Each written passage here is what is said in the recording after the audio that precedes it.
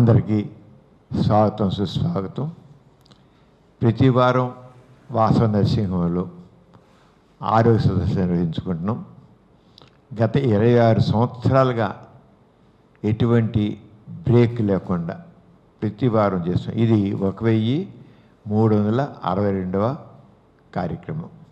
ఈ కార్యక్రమంలో నిపుణులైన వైద్యులు వచ్చి వారి రంగాలు చెందిన విషయాల్ని సామాన్య జనానికి అందజేస్తున్నారు. ఈ రోజున ప్రముఖ డాక్టర్ బి సుజాత గారు, ఈమె ఫెర్టిలిటీ స్పెషలిస్ట్. ఫెర్టిలిటీ స్పెషలిస్ట్ అంటే సంతానం లేని వాళ్ళకి సంతానం కలిగించడంలో ఆవిడ స్పెషలిస్ట్ అన్నమాట. ఆమె చాలా అనుభవం, ఆమె ఎంతో సక్సెస్ సాధించిన లేడీ డాక్టర్ గారు. ఆమె ఈ రోజున ఎంతో అవసరమైన విషయం ఇది, ఇన్ఫెర్టిలిటీ, సంతానాలేమి. ఎందుకు కొందరు విషయాల్లో అసలు కారణం చెప్పలేకపోతాం, ఏ కారణం వల్ల సంతానం కలగట్లేదు, అంత డిఫికల్టీ ఉంటుంది. అయినప్పటికీ అటువంటి వాళ్ళకు కూడా గర్భం వచ్చేట్లు, పిల్లలు కలిగేట్లు, ఒక బిడ్డకి తల్లిదండ్రులు లభించకుండా చేసే దాంట్లో ఈమె స్పెషలిస్టు.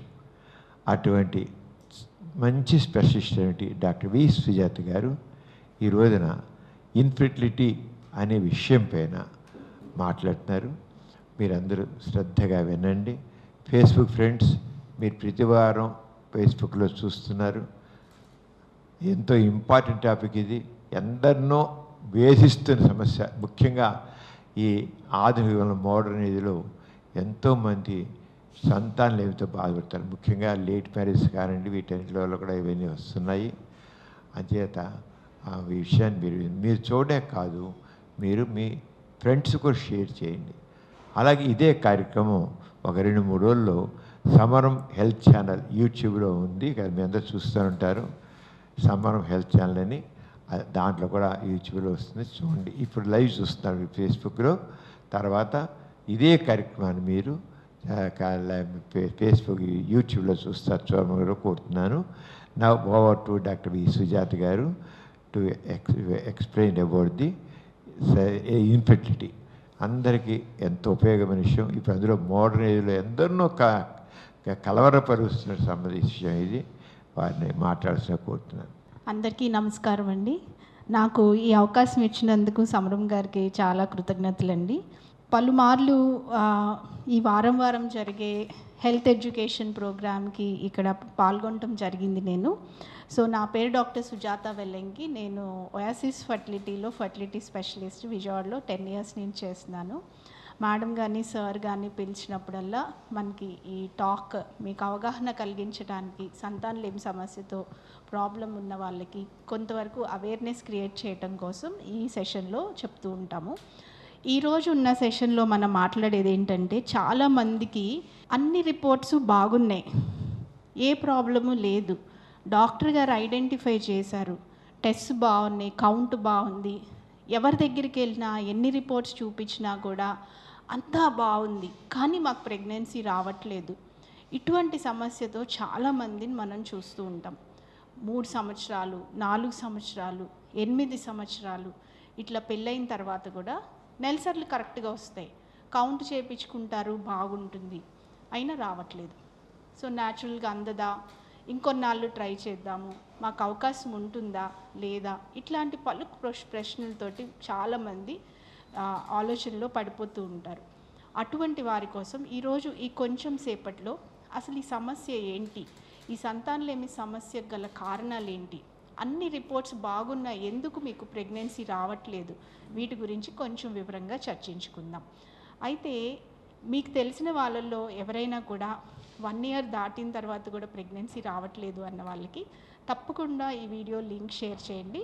డాక్టర్ గారి ఛానల్లో మనకి యూట్యూబ్ ఛానల్లో కూడా ఈ లింక్ ఈ వీడియో మనకి ఉంటుంది.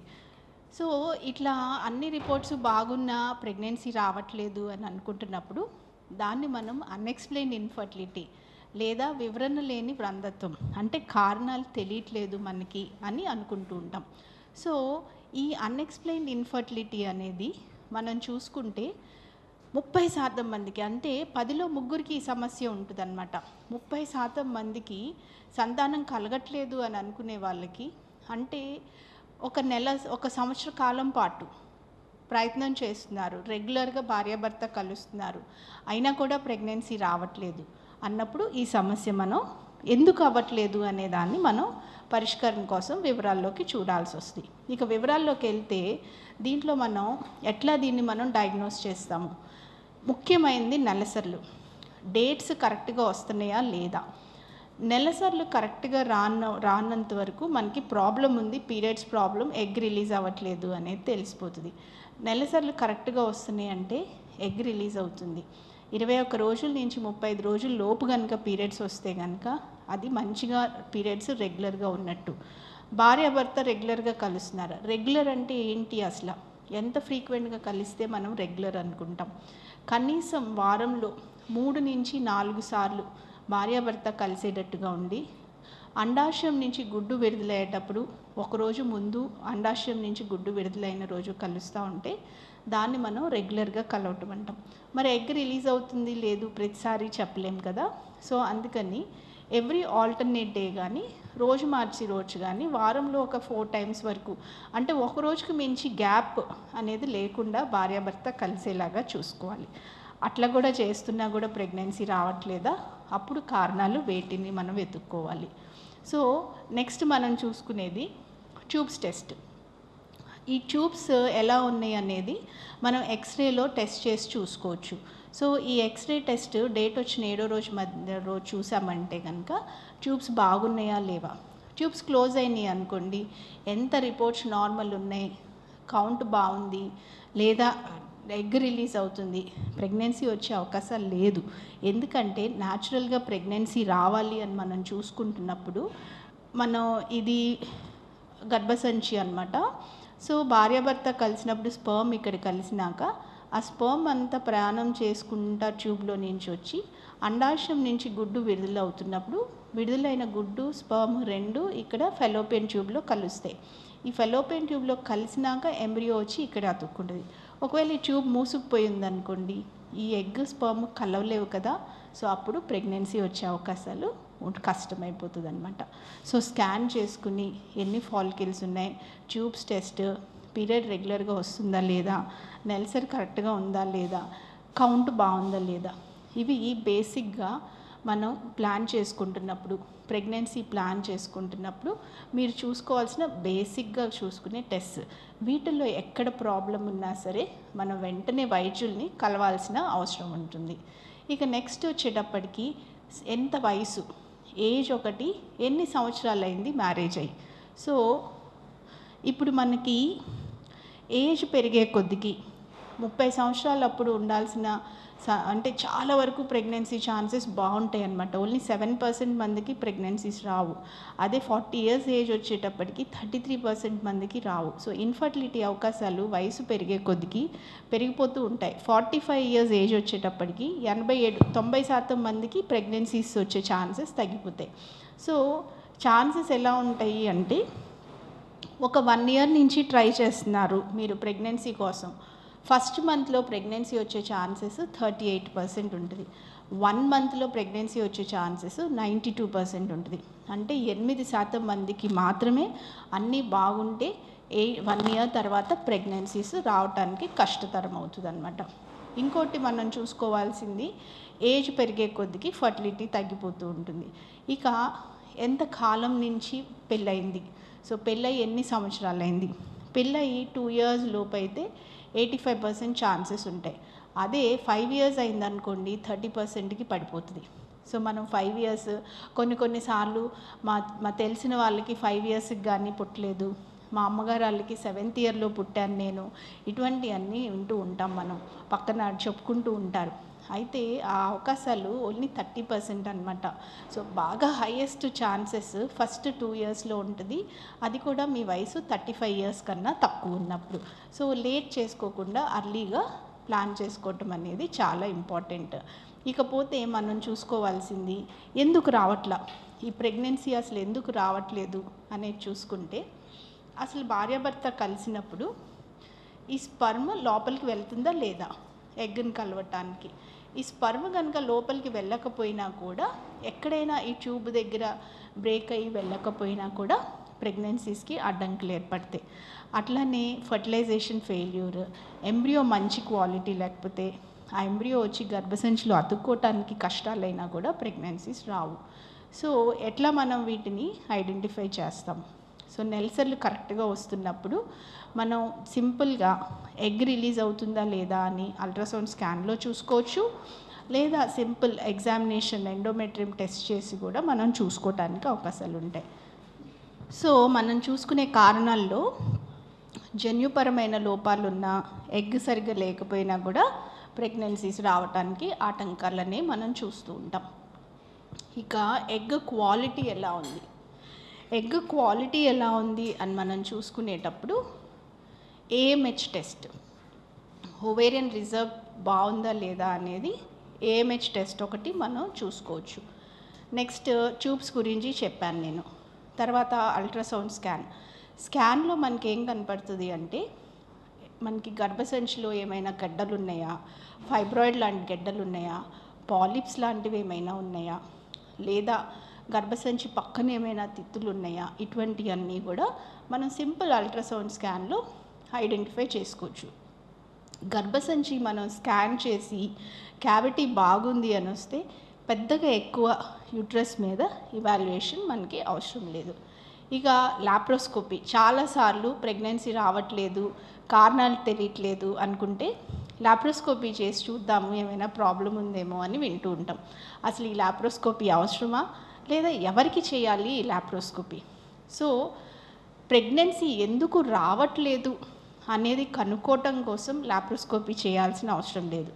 నెలసర్లు కరెక్ట్గా లేవు, ట్యూబ్స్ ఏమైనా బ్లాక్ ఉన్నాయేమో, చాక్లెట్ సిస్ట్, ఎండోమెట్రియోటిక్ సిస్ట్లు అట్లాంటివి ఏమైనా ఉన్నాయేమో, ఇటువంటివి డౌట్ ఉండి ఇతరత్ర కండిషన్స్ వల్ల ప్రెగ్నెన్సీ రాకపోతే మాత్రమే లాప్రోస్కోపీ చేయించుకోవాల్సి ఉంటుంది. సో నార్మల్గా మనకి ట్యూబ్స్ టెస్ట్ బాగుంది అని అనుకున్న తర్వాత, లేదా ట్యూబ్ బాగానే ఉంది అన్న తర్వాత కూడా పెద్దగా లాప్రోస్కోపీ మనకి ట్రీట్మెంట్లో మార్పులేమీ తీసుకురాదు. అదే మనకి ఏదైనా ప్రాబ్లమ్స్ కనిపించినప్పుడు లాప్రోస్కోపీ చాలా బాగా ఉపయోగపడుతుంది. ఇక ఇన్ఫెక్షన్స్, ఈ మధ్యకాలంలో మనం ఎక్కువగా చూస్తున్నది ఇన్ఫెక్షన్స్. సో భార్యాభర్త కలుస్తున్నప్పుడు వచ్చే ఇన్ఫెక్షన్స్, పీరియడ్ హైజీన్ సరిగ్గా లేనప్పుడు వచ్చే ఇన్ఫెక్షన్స్, వీటన్నింటిని వల్ల ఆ ఇన్ఫెక్షన్స్ యూట్రస్ లోపలికి వెళ్ళినప్పుడు మనకి ఎంబ్రియో వచ్చి అతుక్కోవటానికి అనుకూలమైన వాతావరణం లేకపోవటం వలన కూడా ప్రెగ్నెన్సీస్కి అంతరాయం కలుగుతూ ఉంటుంది. సో ఈ ఇన్ఫెక్షన్స్ రూల్ అవుట్ చేసుకుని సింపుల్ యాంటీబయాటిక్స్ వాడుకుంటే క్లియర్ అయిపోయి ప్రెగ్నెన్సీ వచ్చే వాళ్ళని చాలామందిని చూస్తూ ఉంటాం. మన దేశంలో ముఖ్యంగా మనం చూస్తున్న ఇన్ఫెక్షను ట్యూబర్క్లోసిస్ ఇన్ఫెక్షన్. సో ఒకవేళ పీరియడ్ సరిగ్గా రావట్లేదు, వెయిట్ పెరగట్లేదు, ఇంట్లో ఎవరికైనా టీబీ ఇన్ఫెక్షన్ ఉంది, ఇటువంటప్పుడు మనం ఇన్ఫెక్షన్స్ స్క్రీనింగ్లో ట్యూబర్క్లోసిస్ గురించి చూసుకోవాల్సి ఉంటుంది. సో ఇక మగవారిలోకి వస్తే టెస్ట్, మనం చేసే ఒకే ఒక టెస్ట్ మగవారిలోది సెమెన్ అనాలిసిస్ టెస్ట్. సో ఈ సెమెన్ అనాలిసిస్ టెస్ట్ చాలా ముఖ్యమైనది. ఎంతో ఇన్ఫర్మేషన్ వస్తుంది ఇందులో. మనకి ఎప్పుడూ కూడా ఏమవుతుందంటే, ఫస్ట్ అమ్మాయి వచ్చేసి నీ చెక్ చేసుకొని పీరియడ్స్ బాగాలేదు అని పంపిస్తూ ఉంటాడు ఆయన హస్బెండ్. సో ఆయన చాలా రోజులు రాడనమాట. సో మనం చాలాసార్లు టెస్టులు చేసి అంతా అయిన తర్వాత తీరా అబ్బాయిది టెస్ట్ చేసి చూస్తే ప్రాబ్లం కనపడుతూ ఉంటుంది. మగవారు ఆడవారు ఇద్దరు, హస్బెండ్ అండ్ వైఫ్ కలిసి ఫస్ట్ ఇనీషియల్ ఇవాల్యుయేషన్కి వస్తే మనకు ఒక సింపుల్ సెమెన్ అనాలిసిస్ టెస్ట్తో మగవారిలో కౌంట్ ఎలా ఉంది అనేది పూర్తిగా మనకి అవగాహన కలగటానికి ఛాన్సెస్ ఉంటాయి. సో మనం ఏమేమి చూస్తాము సెమెన్ శాంపుల్లో అంటే, మెయిన్గా అందరికీ చూసుకునేది ఏంటంటే కౌంట్. సో కౌంట్ ఎంత ఉంది అనేది ఎక్కువగా చూసుకుంటారు. తర్వాత కదలికలు ఎలా ఉన్నాయి, తర్వాత ఆకారాలు ఎలా ఉన్నాయి. సో మంచిగా కదిలే స్పర్మ్ ఉండాలి, నార్మల్ ఆకారాల్లో కనీసం 4% ఉండాలి, అప్పుడు మనకి కౌంట్ బాగున్నట్టు. ఈ మధ్య కాలంలో మనం చూస్తున్నది ఈ సెమెన్ అనాలిసిస్ టెస్ట్తో పాటు మనకి స్పర్మ్లో ఏమైనా డిఎన్ఏ డ్యామేజ్ ఉందా అనేది డిఎఫ్ఐ టెస్టింగ్ కూడా మనం పరీక్ష చేసుకుంటూ ఉన్నాం. సో ఇక ఎటువంటి ట్రీట్మెంట్ ఆప్షన్స్ మనకు అందుబాటులో ఉంటాయి. అన్ని రిపోర్ట్స్ బాగున్నాయి, మీరు సరిగ్గా ట్రై చేయలేదు, పీరియడ్ టైంకి మీరు కరెక్ట్గా చెక్ చేసుకుని ఎగ్ ఏ రోజుకి రిలీజ్ అవుతుంది అనేది చూసుకుని ఆ టైంకి భార్య భర్త కలిసేటట్టుగా చూసుకునేదాన్ని ఎక్స్పెక్టెంట్ మేనేజ్మెంట్ అంటాం. అంటే ఒక 2-3 సైకిల్స్ వరకు కూడా ఇంకా కూడా న్యాచురల్గా ట్రై చేయొచ్చు.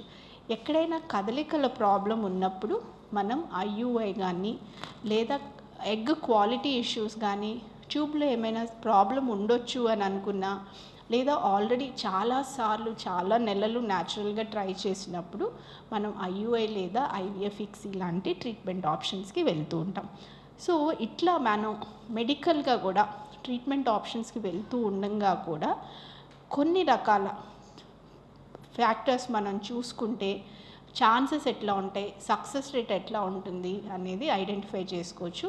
అండ్ మీ సైడ్ నుంచి న్యాచురల్గా కూడా ఆ ఎగ్ స్పర్మ్ ఎలా ఇంప్రూవ్ చేసుకుంటే వీటిల్లో సక్సెస్ వస్తుంది అనేది కూడా ఫర్దర్గా చూద్దాం. సో మెయిన్గా మనం చూసుకోవాల్సింది ఏంటంటే ఏజ్ మోస్ట్ ఇంపార్టెంట్ థింగ్. అర్లీగా ప్లాన్ చేసుకోండి. 5 years 7 years కాకుండా 35 years కన్నా ముందు. ప్రెగ్నెన్సీ వచ్చే ఛాన్సెస్ ఆడవారిలో మనకి 27 to 28 years దగ్గర హయ్యెస్ట్ ఉంటాయి. 30 years లోపు బెస్ట్ ఛాన్సెస్ ఉంటాయి అన్నమాట.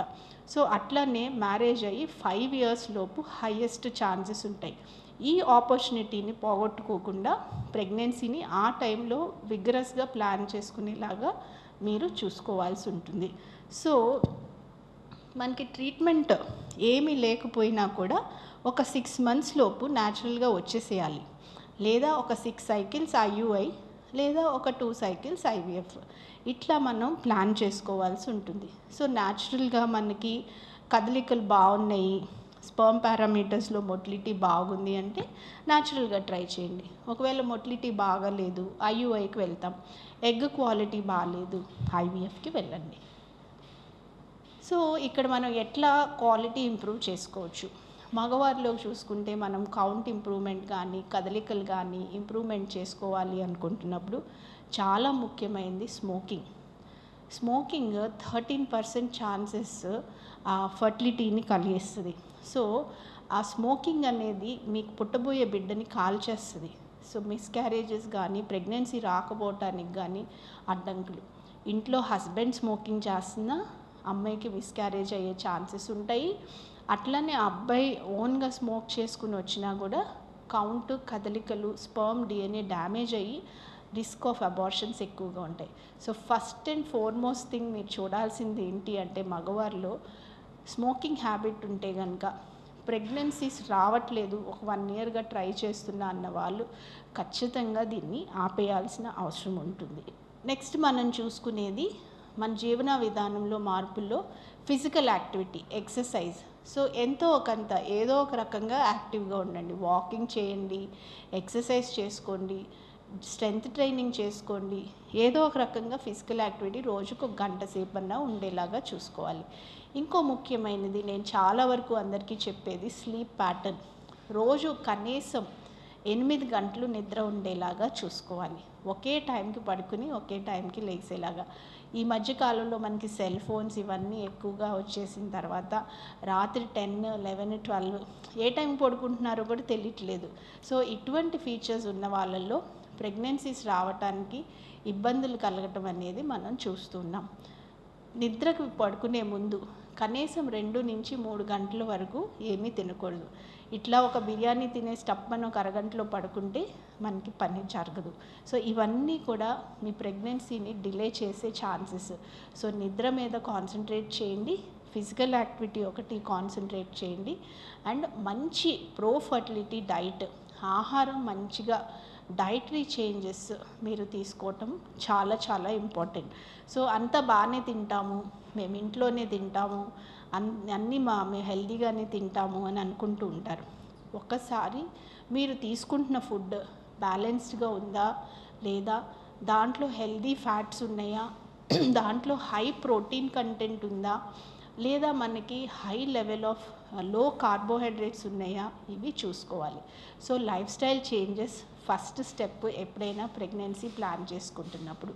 దీంతోపాటు మెడిటేషన్, స్ట్రెస్ లెవెల్స్ తగ్గించుకోవటం, ఇవన్నీ కూడా మనకి అగైన్ స్పర్మ్ క్వాలిటీని తగ్గించడమే కాకుండా బాడీలో బ్లడ్ సర్క్యులేషన్ ఇంక్రీజ్ అయ్యేలాగా చేసుకున్నప్పుడు మీరు తీసుకుంటున్న డైట్ కానీ సప్లిమెంట్స్ కానీ ఇవన్నీ కూడా బేబీ దగ్గరికి వెళ్ళటానికి మీకు అవకాశం ఉంటుంది. సో సప్లిమెంట్స్లోకి వచ్చేటప్పటికి 3 నెలల ముందు నుంచి folic acid supplementation, vitamin D and coenzyme Q10 supplementation మీ ఫుడ్లో కన్నా కూడా టాబ్లెట్స్ రూపేణా తీసుకోవటానికి ట్రై చేయండి. కనీసం 3 months ముందు ఈ సప్లిమెంట్స్ తీసుకోవటం వలన ఫోలిక్ యాసిడ్ సప్లిమెంటేషన్స్ ఇవన్నీ కూడా మిస్క్యారేజెస్ రేట్స్, పిల్లలు ప్రాబ్లమ్ అవయవలోపాలతో పుట్టకుండా అవి అరకట్టగలుగుతాము. సో ఎటువంటప్పుడు మనకి ఒక ప్రెగ్నెన్సీ ప్లాన్ చేసుకుంటున్నప్పుడు ఫెయిల్ అయ్యే ఛాన్సెస్ ఉంటాయి. కొన్నిసార్లు మేము IUI చేయించుకున్నాము అయినా కూడా ఫెయిల్ అయింది అని అంటూ ఉంటారు. సో కౌంట్ బాగా తక్కువగా ఉన్నా, మొటిలిటీ బాగా తక్కువగా ఉన్నా, కదలికలు 1 గంట వరకు కదిలి ఆ స్పర్మ్ ఆగిపోతున్నాయి అనుకోండి, అటువంటప్పుడు మనకి ఫెయిల్యూర్ ఛాన్సెస్ ఎక్కువగా ఉంటాయి. సో అట్లా మనకి న్యాచురల్గా చేశారు, IUI ట్రై చేసినా కూడా ఫెయిల్ అవుతున్నప్పుడు అడ్వాన్స్డ్ స్పర్మ్ టెస్ట్ అందుబాటులో ఉంటాయి. DNA ఫ్రాగ్మెంటేషన్ టెస్ట్ అనేది, ఇవి స్మోకింగ్, ఆల్కహాల్, స్ట్రెస్, నిద్రలేమి వీటి వలన DNA ఎంతవరకు డ్యామేజ్ అయింది అనేది మనం ఐడెంటిఫై చేసుకోగలుగుతాం. సో సింపుల్గా 2 టెస్ట్ చెప్పండి. మనకి ప్రెగ్నెన్సీ ప్లాన్ చేసుకుంటున్న వాళ్ళల్లో కౌంట్ రిజర్వ్ బాగుందా అని అడిగితే, ఆడవారిలో ఎగ్ రిజర్వ్ టెస్టింగ్, AMH లేదా స్కాన్, మగవారిలో స్పర్మ్ కౌంట్, దాంతోపాటు DNA ఫ్రాగ్మెంటేషన్ టెస్ట్ చేయించుకోవచ్చు. సో ఇక IUI అవ్వలేదు అనుకున్నప్పుడు IVFకి వెళ్ళటంలో తప్పు లేదు. చాలామంది ఇది ఒక ఇన్వేసివ్ ప్రొసీజరు, ఖర్చు ఎక్కువతో కూడుకుంటుంది అని భయపడి డిలే చేసుకుంటూ ఉంటారు. అవసరం ఉన్నప్పుడు, టెక్నాలజీ అందుబాటులో ఉన్నప్పుడు మనం దాన్ని సరైన టైంలో తీసుకోవటం వలన తొందరగా ప్రెగ్నెన్సీస్ రావడంతో పాటు మీ జర్నీ, ఈ ప్రెగ్నెన్సీస్, హాస్పిటల్స్ వీటన్నిటి మీద డిలే చేసుకోకుండా మీ జీవితంలో మీరు నెక్స్ట్ స్టెప్లోకి వెళ్ళటానికి మీకు అవకాశం ఉంటుంది. సో ఇట్లా మనం న్యాచురల్గా ట్రై చేసుకుంటున్నప్పుడు ప్రెగ్నెన్సీ రావట్లేదు, ప్రతి నెల మనం టెస్ట్ చేసాము, ఒకటే సింగిల్ లైన్ వస్తుంది ప్రెగ్నెన్సీ టెస్ట్ కిట్లో అనుకుంటున్నప్పుడు ఒకసారి ఫర్టిలిటీ ఇవాల్యుయేషన్ చేయించుకుని అన్నీ బాగుంటే కనుక 3 to 6 months వరకు న్యాచురల్గా ట్రై చేసుకోండి. అవ్వనప్పుడు 3 cycles IUI, అవ్వకపోతే IVF. రిజర్వ్ బాగుంటే కనుక 6 cycles వరకు కూడా IUI చేసుకోవచ్చు. ఓవరాల్ జర్నీలో ఒక 10 సంవత్సరంన్నర కన్నా మించి మీరు వెయిట్ చేయకూడదు. 1 year ట్రై చేశారు అవ్వట్లేదు, ఇంకో 1.5 yearలో మీ చేతిలో పిల్లోడు ఉండాలి. సో అట్లా ప్లాన్ చేసుకోండి. So to summarise, expectant management important. IVF ఎప్పుడు ఫైనల్ కాలే, కానీ మనం ఇండివిజువలైజ్డ్గా వయసు ఎంత సంవత్సరాలైంది మ్యారేజ్ అనే దాన్ని బట్టి న్యాచురల్గా క్వాలిటీ ఇంప్రూవ్ చేసుకోవడానికి మీరు ట్రై చేశారా లేదా చూసుకుని అప్పుడు ఫర్దర్ స్టెప్ ముందుకు వేయడానికి ప్రయత్నం చేయండి. Thank you very much. Doctor Sujatha గారు అందరికీ అర్థమయ్యేట్టుగా చాలా డిఫికల్ట్ టాపిక్ చాలా ఈజీ చేశారు, చాలా చక్కగాను. అందులో మరి సంతానం కలగడం విషయంలో జీవనశైలి కూడా ఎంత ప్రధానం అని చెప్పారు. గుడ్ హ్యాబిట్స్ ఎంత ఇంపార్టెంట్, స్మోకింగ్ ఎంత నష్టం చేస్తుందో చూడండి. స్మోకింగ్ వల్ల సంతానం ఏమి కలుగుతుంది, వాళ్ళకే కాదు హస్బెండ్ స్మోక్ చేస్తుంటే భార్యకు కూడా నష్టం కలుగుతుంది. అంచేత మన లైఫ్ స్టైల్ మేనేజ్మెంట్ ఇలాగా, అలాగే ఒబేసిటీ ఇవన్నీ ఉన్నాయి. ఇవన్నీ కూడా మన మంచి జీవన శైలి ఉండాలి. ఒళ్ళు పెరగకుండా చూసుకోవాలి, మన చక్కని ఆహారం తీసుకోవాలి, నిద్ర కావాలి, వ్యాయామం కావాలి. ఇవన్నీ కూడా డాక్టర్ ఎంతో చక్కగా చెప్పారు. అవన్నీ తగ్గమని అన్నీ వివరంగా తెలుసు. కుదరనప్పుడు డాక్టర్ ఇంత చక్కగా చెప్పారంటే నార్మల్గా మనం ట్రై చేసి ఇంకా కుదరకపోతే ఇంకా లాస్ట్ రిసార్ట్ ఓన్లీ IVF అంతే. టెక్నాలజీ అంత అభివృద్ధి చెందిన ఈ టెక్నాలజీని ఉపయోగించుకొని ఈ రోజుల్లో అసలు సంతానం కలగకపోవడం అనేది లేదు. అంచేత దానికి తగ్గట్టుగా సరైన టైంలో సరిగ్గా చేస్తే తప్పకుండా ఒక ఎంతో మెడికల్ ఫీట్ ఏంటంటే కొంతకాలం గేట ఇటీవల ఒక 1.5 years కింద గుంటూరులో ఒక లేడీ మెనోపాజ్ వచ్చిన తర్వాత కూడా ఆమె ప్రెగ్నెంట్ చేసి అవ్వడం జరిగింది, డెలివరీ అయ్యింది కూడా అయింది. ఆ రంగా కూడా అంటే మెడికల్ సైన్స్ ఎందుకు ఇలా చెప్తున్నా అంటే ఈ ఫెర్టిలిటీ మేనేజ్మెంట్ విషయంలో మెడికల్ సైన్స్ ఎంత అడ్వాన్స్ అయిపోయింది. మెనోపాజ్ వచ్చిన లేడీకి కూడా గర్భం వచ్చేది చేసి మెడికల్గా టెక్నాలజీ ప్రకారంగా ఆ రంగా అంత ఇదిగా అడ్వాన్స్ అయిపోయింది. వీరి కణాలు లేకపోయినా సరే ఇంజక్షన్లు ఇస్తూ పిలిచే 2-3 వీరి కణాలు వచ్చినప్పటికీ ఆ 2-3 వీరి కణాలు ఇక్సీ మెథడ్లో ప్రెగ్నెన్సీ చేయడం రావడం జరుగుతుంది. ఇవన్నీ కూడా ఇప్పుడు డాక్టర్ సుజాత గారు లాంటి స్పెషలిస్టులు వాడి ఫెర్టిలిటీ సెంటర్స్లో చాలా చక్కగా చేస్తున్నారు. మేడం గారు చాలా చక్కగా చెప్పారు, అంత ఏం డౌట్ లేదు. అంచేత సంతానలేమి గురించి ఎవరు don't lose hope. Science offers many possibilities, అది గుర్తుంచుకోండి. Don't lose hope. పిల్లలు కలగరు అనేది తీసుకోదు. Modern science offers many possibilities. X ఉంది, ఐవీఎఫ్ ఉంది, ఇంకా రకరకాల టెక్నిక్స్ ఉన్నాయి. డాక్టర్ మేడం గారు చాలా వివరించారు. మరి ఫేస్బుక్ ఫ్రెండ్స్ మరి ఈ రోజుతో మీరు ఏం డౌట్స్ ఎవరు ఎక్స్ప్రెస్ చేయలే కనుక మళ్ళీ ఈ కార్యక్రమం యూట్యూబ్లో 1-2 రోజుల్లో సమ్మర్ హెల్త్ ఛానల్ వస్తుంది, చూడండి.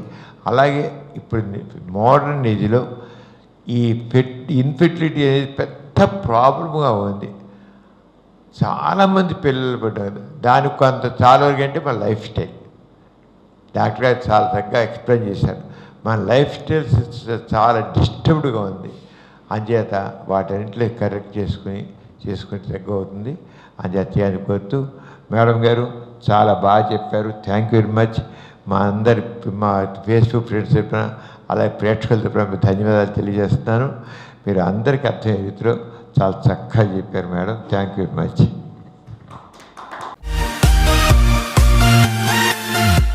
ఈ కార్యక్రమం మీకు ఎంతో నచ్చింది కదా. ఇటువంటి మరిన్ని వీడియోల కోసం అనతి కాలంలోనే 21 కోట్ల వ్యూస్ సాధించిన సమరం ఛానల్ సమర్పించు సమరం హెల్త్ ఛానల్కు సబ్స్క్రైబ్ చేయండి, లైక్ చేయండి, మీ ఫ్రెండ్స్కి షేర్ చేయండి. అలాగే ప్రక్కనున్న గంట సింబల్ని ప్రెస్ చేయడం మర్చిపోకండి.